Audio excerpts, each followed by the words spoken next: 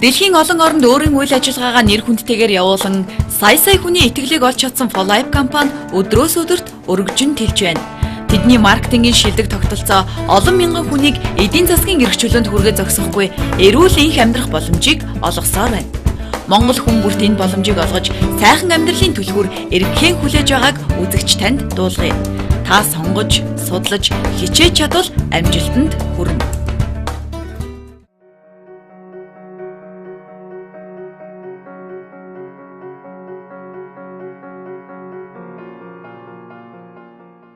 За, сайн байцгаана уу? За, та бүхэндээ энэ өдрийн мэндийг хүргэе. Тэгээ миний та бүхэнтэй хуваалцах гэж ирсэн бас өнөөдрийн сэдэв маань бол их гоё энгийн зүйл байгаа. Хүн болгон хүсэл мөрөөдөлтэй байдаг, тийм үстэй. Хүсэл мөрөөдөлгээ бодохоор хүнд юу бууддаг? Хамгийн гэгээлэг сайн сайхан юм буудаг. Хүсэл мөрөөдөлгээ бодохоор муухай юм авдаг буудаг байх, тийм ээ? Тэгэхээр хамгийн гоё гэгээлэг зүйлүүдийн талаар хэдүүлээ хэдхэн хором энд анхаарлаа хандуулаад хэдхэн хором сайхан мэдээлээ. For Life Монгол орны өнцөг булан бүрт салбаруудаа нээж үйл ажиллагаагаа өргөжүүлж байна. Энэ нь цаанаа олон эмэгтэйчүүд, эрчүүд, гэр бүлүүд санхүүгийн эрхчлөөнд хүрэх боломжоо нээснийг гэрчлэнэ. Хүний амьдралыг бол ер нь хүний амьдралыг насны үечлүүдээр наваад үзэхэд ерөнхийдөө 15 нас буюу энэ өсвөр наснд хүний амьдралд мөрөөдлүүд бол хамгийн одоо дээд зэгтээ байдаг. Та ч гэсэн одоо юм бодоод үзээрэй. 5 6 дугаар ангидаа 7 8 дугаар ангидаа ч гэх юм. Хүсчээс хүсэл мөрөөдөл маань юу вэ гэдэг. Тэгэхээр энэ үед хүн яадаг вэ гэхээр яг хүний анхдаг сэтгэлгээгээр нийгмийг одоо жишээлбэл гадна хүн би ямар зүйлд хүсч мөрөөдөж чинь би юу болохыг хүсч мөрөөдөж чинь миний хүсэл мөрөөдөл юу ингээд хамгийн нэг бол тултал мөрөөддөг вэ гэсэн үг. Тэгэхээр яг энэ насн дээр. Тэгэхээр хүн энэ наснда байнга байгаад тахгүй тийм ээ. Тэгээд цаг хугацааны нас одоо ахиж ирнэ. Тэгэхээр дараагийн нас буюу 15-аас 28 нас. Тэгэхээр одоо манай энэ цугласан залуучууд бол одоо яг энэ насн дээр явж байна. Энэ насн дээр ямар өөрчлөлтүүд гардаг вэ гэхээр энэ насн дээр 10 жилээ төгсөж эхэлнэ. Тэ? Амьдралын их далаад орж эхэлнэ. За тэгээд их сургуульд орж эхэлнэ тийм үстэй. Оюутан болно, эрдэм номын мөр хөөж эхэлнэ. Тэгэхээр энэ насн дээр хүний амьдралд бол зөндөө их өөрчлөлтүүд гарч идэг. Би хүн болох одоо яг өөрөө нэг илүү төлөвших тал руу орж эхэлж идэг. Тэгэхээр энэ дээр энэ үеийг дагаад бидний хүсэл мөрөөдөл маань яаж өөрчлөгдөх вэ гэхээр энэ үеийг дагаад ирэхэд анх 15 настай байхад бид нар яадаг байсан. Бүх юм эцэг эхийн одоо хайр халамжин те бүх зүйлийг нь эцэг эх маань одоо бэлдээд өгдөг. Чи баг мөрөөдөхөөс өөр ажлын баг хийхгүй байх жишээтэй тийм үстэй. Хичээлдээ явна. Тэгээ тэр ажлуудыг хэд. А энэ үед бол тэгэхээр өөрөө оюутан болно. Эцэг эхээс хараат байдал нь өөрчлөгдөж ирнэ.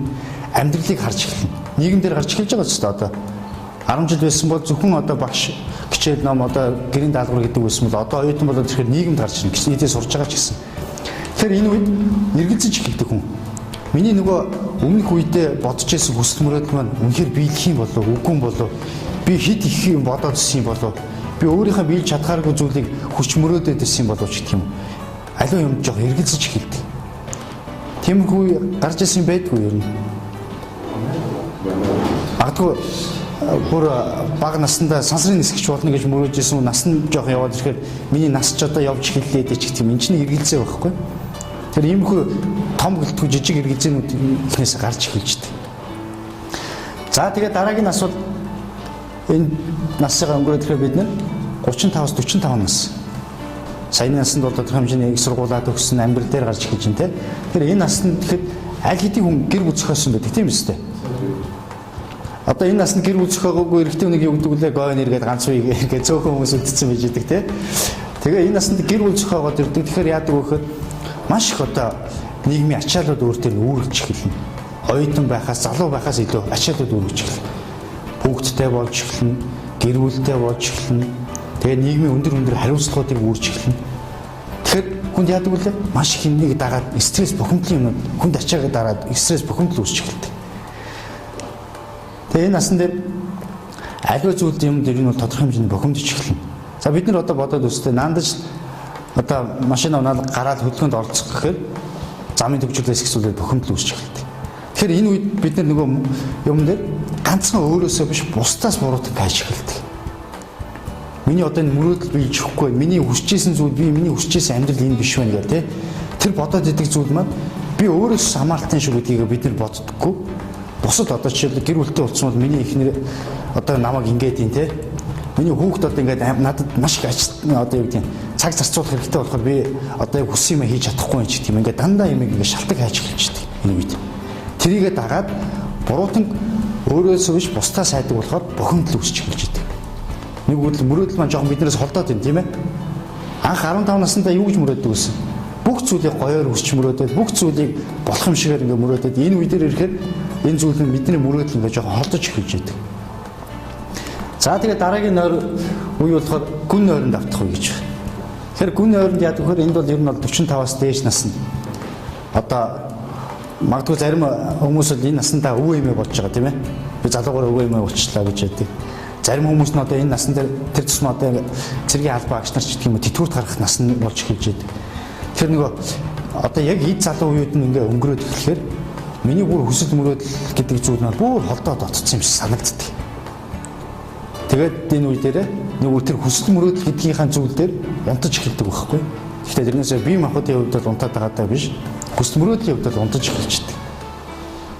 Одоо нас гээд ирэхээр хүмүүс юу за би ч одоо болидоо би хүүхдүүдээ сайхан явуулъя гэж бодож эхэлж байгаа ч. Гэхдээ энэ бол тэр хүмүүсийн тодорхой хэмжээний хүсэл мөрөөдлийнх нь нэг хэсэг. Гэхдээ өөрөө өөрийгөө одоо бүх юмудаас холдуулж эхэлж идэг. Тэгэхээр энэ үеийг бол ер нь таад бодоод үзээрэй. Нэгт бол эхний үе шатуудыг ихэнх амжицсан байна. Хоёр дахь үедээ явж гин аав ээжигээ бодоод үзээрэй, ах эгчигээ бодоод үзээрэй.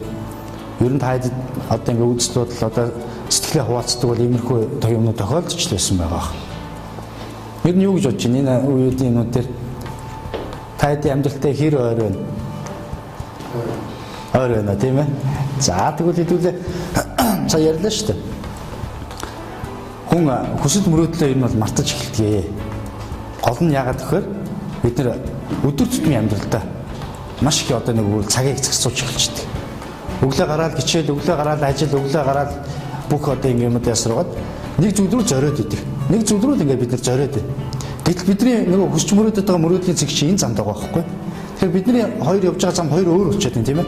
Тэгэхээр бидний энэ замаар яваад байгаа юм байж яаж энэ замаар хүсэл мөрөөдлийнхаа цэгт очих юм тийм үстэй. Тэгэхээр бид нар хүсэл мөрөөдлөө мартаад байгаа болохоор бид нар очих замаа нэг өөрөөр мэдхээ байгаад эхэлж байна гэсэн.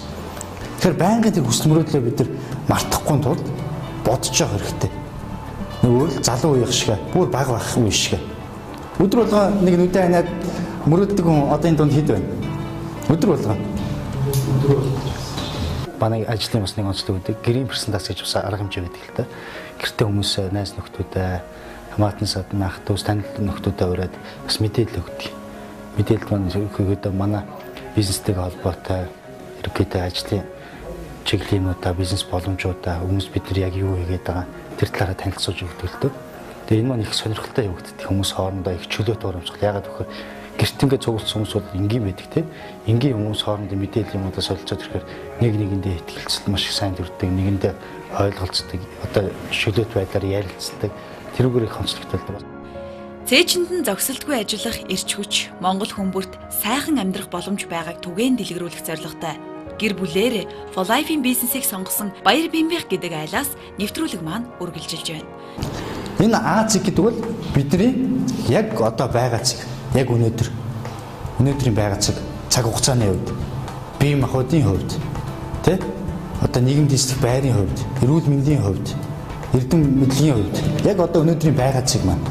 Бид нэр сая мөрөөдсөн зүйл маань бидний бие цаг, тийм үстэй нүдэ найд хэсэг хугацаанд бодсон зүйл маань мөрөөдлийн цаг. Тэгэхээр бид нэр Аз-аас Б цаг руу тэмүүлж байгаа. Хүн бол өдөр болгон тэмүүлж яадаг тийм ээ. Тэгэхээр Аз-аас шууд Б цаг руу очичдгүй. Лифтэн сууж байгаа юм шиг шууд дэшээ гэж очиад тийм бол байхгүй тийм үстэй. Тэнд очихын тулд юу тохиолддог вүлээ? Одоо энэ хэрэгс саад бэрхшээлүүд тийм үстэй. Тэгэхээр бас саад бэрхшээлийг бүгд давчдаггүй. Зарим нэг хэсэг нь давж яадаг, зарим хэсэг нь унжидаг тийм ээ. Тэгэхээр унжидаг гэдэг маань буцаад нөгөө байгаа бид нэр хөгжиж чадахгүй байгаа байранд очиод нэг гэсэн. Тэгэхээр бид нар ингээд л унаадах юм бол хэдий ийшээ очих ч гэсэн нэлээ урт хугацаа зарцуулахаар байна тийм ээ. Тэгэхээр бид нар хүмүүс яадаг вөхөр энэ бэрхшээлийг хүмүүс давж чаддаггүй. Хэсэг хүмүүс бол давдаг тийм үстэй. Гэхдээ энэ хэсэг хүмүүс яадаг вөхөр хүний эдэмшлэгтэйгээр биш. Яг өөрийгөө дайчилж гарцыг хайж тийм үстэй давцгааждаг. За тэгэхээр энэ унаад байгаа хүмүүс, даваад байгаа хүмүүсийн гол онцлог ялгаа юу гэдгийг хэдүүлээ бодоод үзье. Энэ улаанаар зурцсан унаад байгаа хүмүүс болохоор яадаг ихэвчлэн шалтгийг тоочж идэг. Нэгвэл бүх юмыг өөрөөсөө хамааралгүй зүйл болгож идэг. Ерөөсөө энэ амьдрал би энэ хүн төрлийг олоод ирсэнд бол бүх зүйл надаас хамааралтай өстэй. Тийм биз дээ. Хэдий миний эцэг намайг төрүүлсэн одоо өсгөөд өглөө энэс дүү яах юм бэ? Тийм биз дээ. Бүх зүйл бид нэр өөрөөсөө хамааралтай байна гэдгийг ойлгодоггүй. Нэг юм болохгүй очингууд эцэгхээс ингээл яг нэг өөр ерөөсөө насанд хүрсэн ч гэсэн одоо мөнгөөсөө гараагүй байж идэг жишээ. За тэгээд буруутан хайж хэлж идэг. Бүх юмд л буруутан хайгаал ингээл нэг одоо тэгжээж буруутанг олж иж өөрийнх нь сэтгэлэн тавьшраад идэг. За тэгээд тэрнийг улмаалаад гомдолж эхэлж идэг. Аливаа юм тонин гомдно. Тэгэхээр энэ сэтгэлгээ юу гэдэг вөхөр бүх юмыг өөрөөсөө бүх юмыг тусгаарладаг сэтгэлгээндээс бид нар болж унж идэг. Тэгэхээр бид нар энэ сэтгэлгээний асуудлыг нэгт өөрчлөх зайлшгүй шаардлагатай. Бид нар үнэхээр бэзиктэй хурдан хүрэх гэж үзэж байгаа юм бол тийм биз дээ. Энэ та санд хэлж байна уу? За тэгвэл энэ бэзик рүү очиод байгаа хүмүүс яагаад нэхэр гарцыг хайж идэг. Гарцыг хайхахдаа одоо өөрөө тэр гарцыг боловсруулж харгана гэсэн.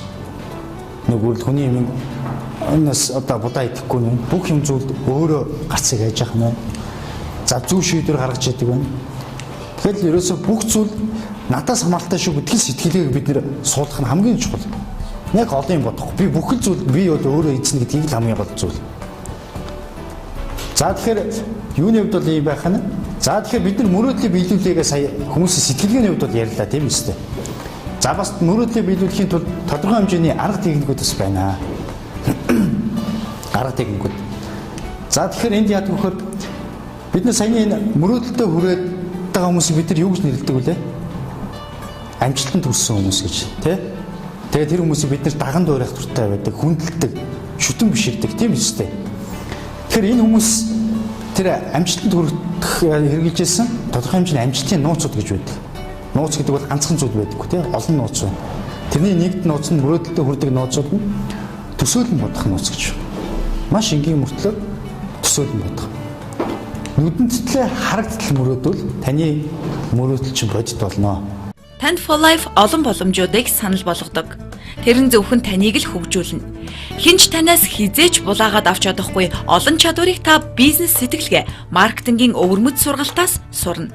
Хэрвээ та амжилтанд хүрч санхүүгийн эрх чөлөө олж аван хинээс ч хараат бус өөрийнхөө мэдрэмж чадварыг ашиглан зүтгэж чадвал оюуны болоод эд баялаг ойрхон байна. Жишээл машин авж ийн гэж тосоолох юм бол ямар өнгөтэй машин байх юм. За бүр машинт ороо суудсан мэт төсөөлөх хэрэгтэй. Тэгээд хурдны машин барьж байгаа бол тий өрүүлээ бариад араандаа хийгээд хаазаа гიშгээд магадгүй шарваач гэдэг юм уу тий тэгж байнг төсөөлж явах хэрэгтэй. Энэ төсөөлөл маш хүчтэй зүйл. Бид нар энийг энгийн болохоор одоо үн цэнгүй юм шиг ойлгодог. Дөнгөж түрүүлхэн 7 хоногт нэг таньдаг дүү надтай ирээд уулзсан л та ярьж байхдаа ингэж би iPhone 5s аавна гэж их хүссэн ингэ тэгж байгаа байхгүй.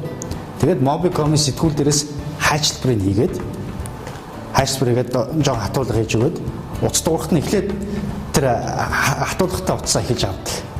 Тэгээд дараа нь өөрийнхөө утасны дугаар аваад тэгээд дараа нь ингээд яг тэр одоо хайчлбараараа сайн байна тий байна энэ тэгээд яг ингээд байнга яриадсэн. Тэгсэн чинь би нэг үе мэдхэд нэг өдөр утсаа зарыг гээд зар өгсөн чинь тэр дороо зарагдчихсан. Тэгээд тодорхой хэмжээний уцаа зарсан мөнгөн дээр мөнгө яаж олох вэ гэж бодож ирсэн чинь ажиллаж нь тодорхой хэмжээний шагнал цалин гараад ирсэн. Бодогдсон. Тэгээд нэг үедгээд юм төсөөлөл бэлдсэн байх жишээ. Тэгэхээр энэ төсөөлөл гэдэг маань маш чухал зүйл. Бид нар одоо жишээлбэл энэ төсөөлөл гэдэг юм цаанаа бидний цаана энэ төсөөллийг бид нар сайн хэрэгжүүлж чадах юм бол цаана маш том айр, маш том хүч ажиллаж чинь гэсэн үг.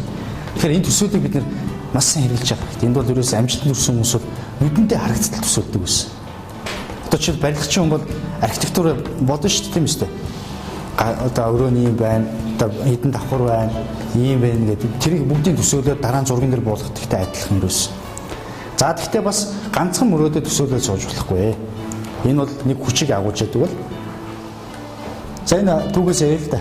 Брюслиг мэдэхгүй юм гэж байхгүй тийм үстэй. Тэр тусмаа эрчүүд бол энийг бүр багын даган дуурайх дуртай байсан тийм. Миний үед бол бүр бүгд манчок гэргүүлцгээгээл явдаг байх жишээ. Тэгэхээр Брюсли яаж мөрөөддөг байсан гэхээр төсөөлдөг байсан бэ гэхээр би 1980 он гэхэд Америкийн нэгдсэн улсад хамгийн алдартай Аз жүжигчин байх болно гэдэг бичдэг байсан байгаа. Одоо тэмдэглэлийн хэвчээр дээр. Тэгээд би 10 сая долларын хөлс аван кинонд тоглох болно. Дандаа бэлэгдсэн юм дээр биччихсэн байгааз. Тэгээд энэ нь болохоор Брюслигийн өөрийн гараар бичсэн гар бичмэл нь одоо Нью-Йоркийн Planet гэдэг Холливуудад хадгалагдчих байдаг баг жишээт.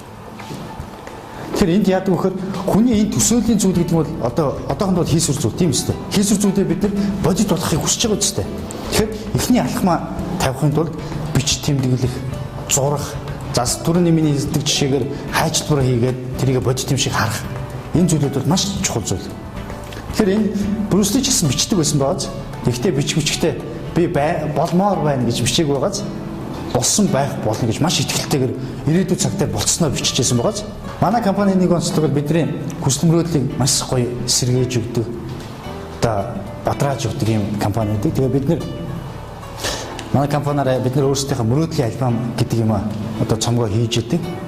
Энэ бол нэг бүрэл хүүхд юм шиг те нэг юм хүүхдийн гин цаахан юм шиг юм ажил шиг боловч цаанаа маш их хүчийг агуулж идэг. Одоо чи энэ дээр би өөрийнхөө мөрөөдлийн альбомыг хийсэн. Тэгээд миний мөрөөдлийн альбом энэ байна л да. Тэгээд би энэ мөрөөдлийн альбомаа яг өөрийнхөө ажлын гэртээ ажлын ширээнийхээ яг урдаа ингээд тавьчихсан. Би орой очиад суугаад юм хийгээд суугаад жоохон амраал ингээд харахад миний эдгээр харагдаж идэг байхгүй. Тэгэхээр надаас холдохгүй гэсэн үг биз? Хэдий яг одоо миний хажууд байхгүй ч гэсэн ирээдүйд миний байх нь тодорхой байхгүй. Миний машины харж байгаа чинь эндээс байнгын сэтлээ авч явах хэрэгтэй. Тэгэхээр та хэд ч гэсэн ийм одоо арга техникүүдийг хэрэглээсэй гэж хүсэж байна. Тэгээд мөрөөдлөө хинт ч бүх булаалгаараа яг мөрөөдлөөрөө амьдраад өөрийнхөө ирээдүйг бүтээгээрэй гэж хүсэх байна да. Үзэгч таны бодлоор сүлжээний бизнес Монголд ямар төвшөнд явна вэ? Сүлжээний бизнесээс та ашиг орлого олохоос гадна ямар давуу талуудыг өөртөө шингээж юу суралцах боломжтой вэ? Энэ талаар нухацтай бодохыг хүсье. 21-р зуун сүлжээний бизнесийн хувьд асар таатай байхыг дэлхийн томоохон хөрөнгө оруулагчид дурдж байгаагаас гадна хувь хүний амжилт, баялаг тансаг амьдралын түлхүүр нь байна гэдэгтээ дэлхийн лидерүүд санал нэгдсээр байна. Одоогоос 5 жилийн өмнө Folipe компани Монгол дахь дистрибьютор албан ёсоор үйл ажиллагаагаа эхэлжээ. Folipe компани 1998 оноос үйл ажиллагаагаа эхэлсэн хэдий ч асар богино хугацаанд дэлхийд олон үзүүлэлтээр тэргүүлэгчдийн игнэнд жагссан төдийгүй 2003 он гэхэд дэлхийн шилдэг 500 компаниас эдийн засгийн өсөлтөөрөө 15 дугаар байранд орсон байдаг. Энэ нь тухайн байгууллагын сургалтын алтан систем, маркетингийн зөв бодлого, гишүүн бүрийн хөгжилд онцгойлон анхаардгийн илрэл юм. Дэлхийн мянган хүмүүс өөрийн амьдралаа өөрчлөх, сонирхолтой хийгээд адал явдлаар дүүрэн энэхүү бизнесийг сонгож амжилтын түүхээ бичсээр байна. Folipe-ийг сонгосон хүн бүр маш олон сургалтанд хамрагдаад зогсохгүй ажил хэргийн уулзалтаас эхлээд олон төрлийн үйл ажиллагаанд хамрагддаг. Үүний нэг нь эрчүүдийн уулзалт. Тэд энэ үеэр бизнесийн шинэ санал санаачлагыг харилцан ярилцаж, туршлага солилцдог. Эндээс ч олон шинэ боломжууд нэгддэг болохоор тэд уулзалтандаа цагаасаа хоцролгүй цугладаг.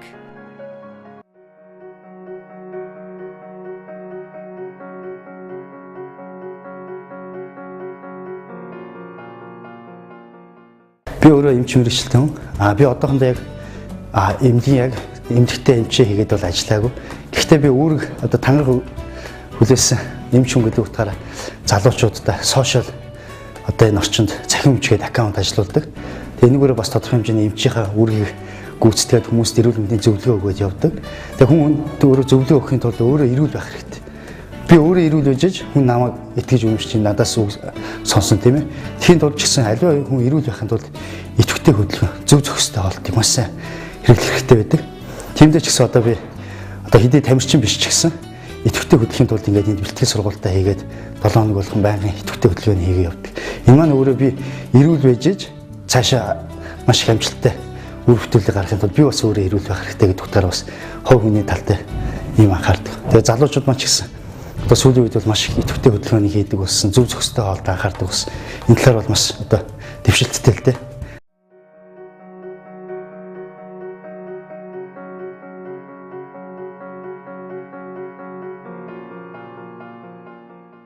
Яг одоо бид нар ингээд бэлтгэлээ хийгээд одоо өөрийнхөө эрүүл мэндэд анхаарад байж хат яг бидний манай бизнес явж байна. Миний орлого нэмэгдээд орж байна. Учир нь гэвэл би санхүүгийн эрхчлөлийг үүсгэхийн тулд надаас өөрөөс хамааралтайгаар биш Зүгээр санхүүгийн эрхчлэлд хүрдэг тэр мөнгөний механизм одоо бүрдүүлж чадчих байгаа болохоор энэ бол миний санхүүгийн хувьд орлого маань орж байгаа.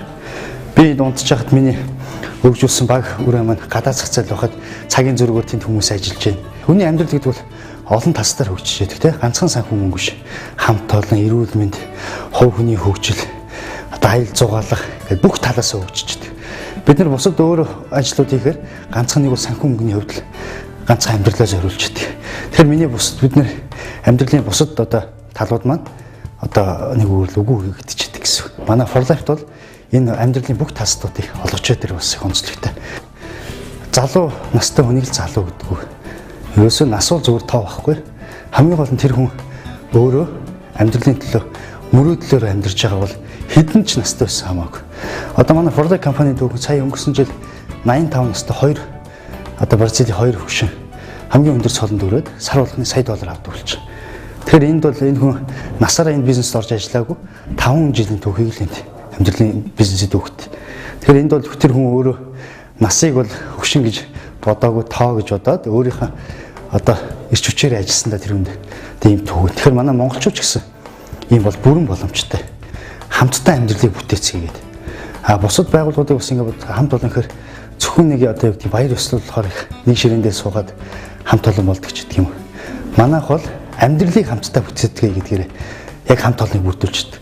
Нэгнийхээ эрүүл мэндэд хамтдаа хөрөнгө оруулалт хийж байж байна. Нэгнийхээ санхүү одоо бүтээгдэхүүнд бол хамтдаа багаараа ажиллаж байна.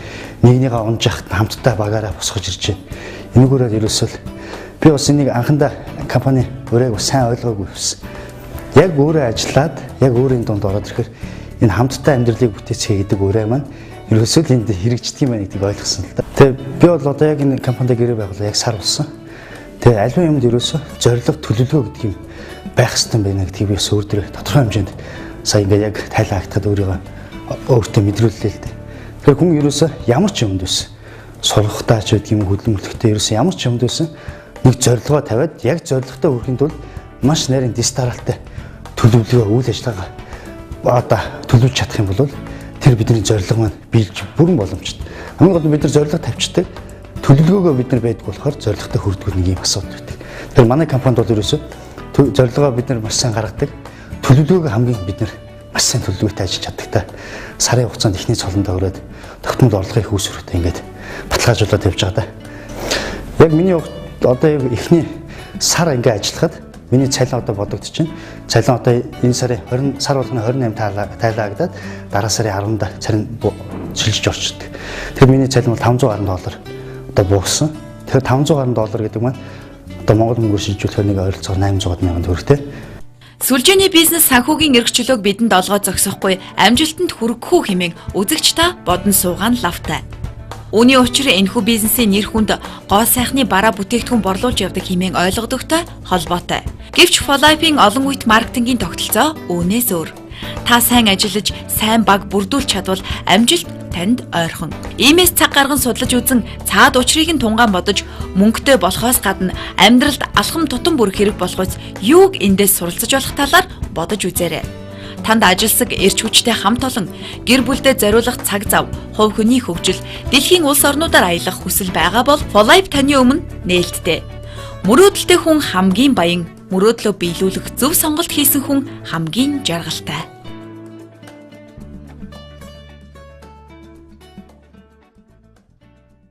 Миний мөрөөдөл ерөөсөө тулааны урлагаар Монголд өөрийн гэсэн тодорхой байр суурь илэрхийлэхтэй байр суурь олох тийм мөрөөдөлтэй байгаа. Тэгээ энэ нь ерөөсөө би байнга бэлтгэлээ хийж би мөрөөдөлд хүрнэ. Энэ For Life компани бэлтгэлээ хийж яхад миний санхүүгийн асуудал шийдэгч яадаг. Тим компани учраас би энэ компанийг сонгосон байдаг юм аа. Боломж гэж юу вэ гэдгийг би судалсан л да. Тэгээ компани маркетингийг судалсан, компани бүтээгдэхүүн те энэ бүх зүйлийг би судалж үзээд үнэхээр энэ компани бол ерөөсөө миний энэ одоо хүсэл зорилгот тэг яг таарсан тэр зүйл муу юм байна. Энэ үл яг ингээ бизнес утгаар нь хараад ингээ хийх юм бол намайг ингээ хэрвээ ингээ би багаа үүсгэсэн байхад би хэрвээ бэлтгэлээ хийгээ явж яхад л мөнгө орж ирж байгаа ийм гайхалтай бизнес юм байна гэдгийг би ойлгож чадсан. Тулааны урлагийн клуб ажиллаулдаг. Тэгээд би өөрөө багш нь гэсэн үг. Тэгээ намайг манай найз нэг анх санал болгож яхад би бас яг хэрэгжилжсэн л да наадах чинь ингээд борлуулалт хийд юм уу? Борлуулалт хийд юм бол би татгалзаж байна гэдгийгсэн. Тэгээд надад маркетингийн танилцуулаад ингээд үтсэн чинь борлуулагч биш юм байна. Энэ л ерөөсөө хувь хүний өөрийнх нь амжилтан дээр нь толгуурлалтай, хувь хүнийг амжилттай тийм ээ лидер удирдагч болох дээр нь толгуурладаг ийм сургалтын системтэй ийм сүлжээний байгууллага байсан учраас би үүнийг сонгож ажилласан байдгийг. Жишээ нь би энд ороод юу мэдж авсан бол цагийн хуваарьтаа би хийж сурсан. Цагийн хуваарьтаа хийж сурсанаас хойш би миний ур чадвар тулааны урлагийн маань ур чадвар илүү дээшилсэн байдаг. Тэгээ энэ сүлжээний тал дээр бол би залуустай хэлэхэд бол сүлжээ гэхэр битээ. Одоо миний жишээ нь хичээлдэг тулааны урлагийн мастер Брюс Ли гэж хүн байна. Одоо тэр Брюс Ли бол бас яг сүлжээ байгуулж ирсэн хүн байдаг. Брюс Ли анх Америкт очиод энэ кунфуг заагаад ингээд явж явах хугацаанд Америкийн бүх хотуудаар өөрийн сургуулиудаар нээсэн байдаг. Тэгээ бүх хотууд дээрээ ингээд ийм одоо лидерүүд томилоод тэгээд тэр нь цаашаа ингэж хичээл заадаг. Яг ийм тийм ингэж сүлжээ нэг ийм байсан юм билээ. Одоо би өөрөө хоёр сүлжээнд ажилладаг гэж боддог юм. Нэг нь юу гэвэл Брюс Лигийн тулааны урлагийн одоо Шотланд дээр төвн байдаг. Манай багш одоо яг Брюс Лиг яг жинхэнэ энэ тулааны урлагийг ингэж дэлгэрүүлж байгаа юм байдаг. Тэр хүн дэлхийн 20 гаруй улсад одоо энэ тулааны урлаг дэлгэрүүлдэг. Тэгээд ингээ 20 гаруй оронд лидерүүдэд томилдог. Яг тэрний нэг Монгол лидер нь бол би байгаамаа. Би Форлайфын лидер, би бас тулааны урлагийнхаа лидер нь болж ингэж ажиллаж байгаа залуу байна. Би Форлайфт итгэдэг. Энэ бол яг миний мөрөөдөлтөд хүрэх зам гүүр гэдгийг би бол ойлгож чадсан. Би санхүүгийн эрхчлөлийг бүрэн шийдэж чадсан. Залуусаа таарт биелээ. Мөрөөдлөөр амьдраарай.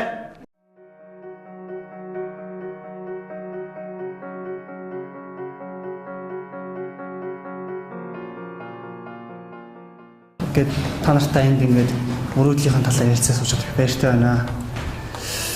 За мөрөөдлийг ярихаас илүүтэйгээр би өөрийн сонголтуудаа ярьсан дээр ахж бодож байна. Энд одоо нийгмийн салбарын тий хуулийн ийм оюутнууд сууж байгаа гэдэг учраас би өөрөө бас нийгмийн чиглэлд төгссөн хүн. Монгол Улсын их сургуулийн философи ангид төгссөн хүн. Тэгээд яг адилхан ингээд та нартай адилхан ингээд сургууль хийсэж орж ийлаа. Гэхдээ хүн ингээд сургууль юм уу тийм мөрөөдөл рүү ингээд юм уу тэмүүлэхэд ихлээр сонголт байх хэрэгтэй байдаг. Тэгээд миний үеийн хүүхдүүд тийм миний үеийн залуучуудыг одоо тодорхойлох тийм аав ээж нь тодорхойлж хэлж ирсэн л та. Миний хүү одоо ингээд инженер бол миний хүү одоо энэ нэгээрээ энэ замаараа яв тийм миний хүү эсвэл бол аав шиг юм хүн бол гэж тодорхойлдог байсан тийм ээ аав ээж нь. Гэтэл би бол өөр сонголтыг хийсэн л тийм. Одоо аав надаас миний аав надаас асууж ирсэн. За миний хүү одоо юу хин болмоор байна тийм юу болмоор байна гэдгийг надаас асууж ирсэн. Гэхдээ би аав ээжтэй хэлжтэй би одоо философи ангидормоор байна. Би илүү цай оюунда хөрөнгө оруулаад би энэ яагаад гэдэг асуултанд би хариулахын тулд би энэ сонголтыг хийя. Тийм ээ энэгээр би энд орё. Тэгээ би конкурсаа хүртэл яг зөвхөн яг тэр орох буюу сонголтоо хийгээд би орж исэн. Ингэж орж исэн. За би энэгээр залуустай юу гэж хэлэх гээд байвал нийгмийн салбарын хүмүүс ч гэсэн мэдчихэдэг баг. Хүнийг уламжлалт хүн тийм ээ иргэнсэн хүн гэж хоёр хувадаг тийм үү. Энэ хуваалт англиг мэд хөтөр тийм мэдчихэдэг тийм ээ номон дээр эдгээр судалсан байдаг. За уламжлалт хүмүүсийг яагаад би энэ төр ярих гэдэг гэвэл уламжлалт хүмүүс яадаг гэвэл одоо үеийнхаа өөрийнхөө туршлагаар хөгжүүлэх гэдэг. Ихэнхдээ юм сэтгэлгээ байдаг тийм ээ. Би чиний насан дээр хийжсэн гэл тийм чи болохгүй гэл тийм тэгжээдэг. Яг тэгж хүмүүжүүлсэн байдаг л да. Наа иргэссэн хүн яадаг вэ гэвэл өөр хүүхдүүд юм эсвэл хүнд дандаа боломжийг олгож чи юу хүсч мөрөөддөг вэ? Тэр сонголтоор яваарай гэж сургадаг байсан юм байна л да. Энэ цаашлаад улсын орнод бүр томоор хараад үзье л да. Улсын орны хөгжлийг юугаар нь хардаг вэ гэвэл иргэнсэн хүн хэд вэ нэ? Уламжлалт хүн хэд вэ гэдгээр нь үздэг юм байна л да. Ингээд цаашаа мөрөөдлийн системтэй яаж холбогддог юм бэ гэвэл бүр цаашлаад улсын орнд нь хэдэн хүн мөрөөдлөөр амьдардаг юм бэ? Тэ? Хэдэн хүн мөрөөдлөөр мартаж унтаж амьдардаг юм бэ гэдгийг хүртэл агаад тийм судалгаа байдаг юм байна. Тэгээд энэ Америкийн хөгжингүй орнууд энэ бидний энэ очих дуртай хөгжингүй орнууд яадаг вэ гэсэн чинь би бас энэ сурч байгаа хувцастаар нэг олж мэдсэн л дээ. Одоо ард иргэдүүдээ юм уу хүүхдүүдэд залуучуудаа мөрөөдүүлэх юм гэсэн. Мөрөөдөх боломжийг нь олгож өгч байдаг. Ингээ мөрөөдөө яваад исэн улсууд те ард иргэдэд мөрөөдөлдөөс улсууд одоо хайж бидний очих дуртай Америк те Япон, Солонгос эдгээр орнуудад хувь хүнийхээ мөрөөдөл төр илүү анхааруулж өгч байгаа юм байна л да. Тийм ч учраас би энийг судалж мэдсэн учраас би мөрөөдлөөр амьдарч байгаа. Миний мөрөөдөл бол юу байсан бэ гэвэл тулааны урлаг тийм түрүү хүртэл хэллээ Брюс Ли гэж хүн. Брюс Лигийн нэг үг бий л дээ. Хэрвээ хүн мөрөөдөд маш гоё зүйлийг бодож болж байгаа юм ерөөсөө бодол тийм ээ бодож болж байгаа юм бол тэрнээс ахаад илүү зүйлийг яагаад бодож болох вэ гэж хэлсэн байдаг.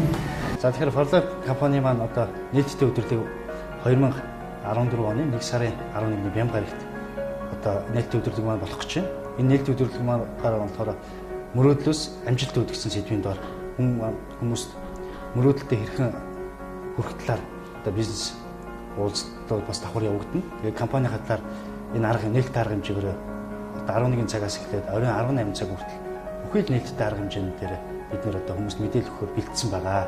Энэ арга хэмжээнд дээр та бүхэн сонирхож байгаа бол хөгжүүлсэн ирж биднээс мэдээлэл авч болно. Өөрсдөө бас тодорхой хэмжээний лекц сургалт арга хэмжээнд төлөвлөгөөр хамрагдаж болно. Одоо нээлттэй урамшууд худалдаанд оролцож болно. Бас зөндөө олон төрлийн бас суглаад худалдаа хүртэл зарласан байгаа. Энэ бүхэнд маань хөгжүүлсэн ирж бас оролцсон байгаа гэж найдаж байна. Хүн бүрийг маш олон боломжоор дүүрэн хаалгууд хүлээж байдаг. Та алийг нь татаж орон ямар замаар өөрийн хүссэн амьдралдаа хүрэх нь зөвхөн танаас л шалтгаална. Үзэгч залуус та бүхэнд үлгэр жишээ болох олон хүмүүс амжилтын хаалгаа бусдын л адил шилж сонгож ирж хайж байсан. Та шинэ боломж, шинэ бизнес, шинэ хамт олонд орж хүсэж мөрөөдснөөрөө сайхан амьдрах боломжтой.